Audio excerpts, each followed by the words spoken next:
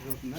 అది నిన్ను మీకు అదే చెప్పాను ఇక్కడ, భగవద్గీత శిక్షణ భారతీయులకు రక్షణ, అన్ని విధాలుగా మనం రక్షిస్తుంది.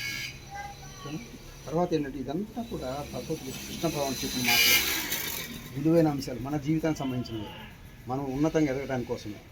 అదేంటా ఇది కృష్ణుడైతే అర్జునుడు కూడా ఉండాలా, వాళ్ళిద్దరు ఉన్నప్పుడే దీని ఫలితం తెలుస్తుంది.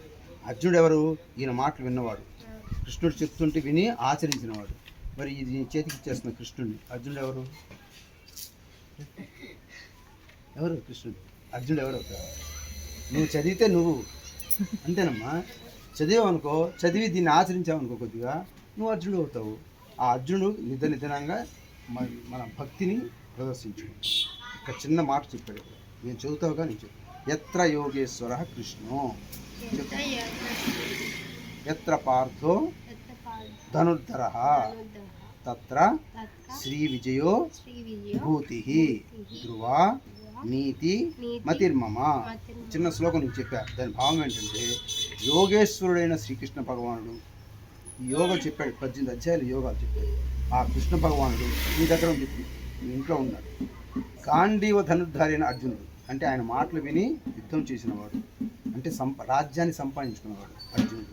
వాళ్ళిద్దరూ ఉండి చోట సంపదలు, సర్వ విజయములు, సకల ఐశ్వర్యములు సిద్ధిస్తాయి. అవసరమా కాదా?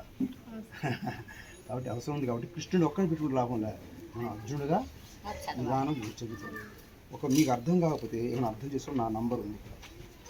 ఇంకా సులువైన మార్గం ఏం తెలుసా? మేము వాట్సాప్లో యూట్యూబ్ ఛానల్ పెడుతున్నాం. ఇది 700 శ్లోకాలు, రోజుకి 7 శ్లోకాలు చెప్పిన 100 రోజుల్లో భగవద్గీత పూర్తిగా అర్థమవుతుంది. నీకు అర్థం కాని విషయాలన్నీ అర్థమవుతాయి. మనం ఏం చేయాలో మొత్తం అర్థమవుతుంది. అది వింటూ ఇది చదువుతూ ఉంటే ఈ నెల్లూరులంతా అందరూ భగవద్గీతను చక్కగా అర్థం చేస్తారు. ఓకేనా?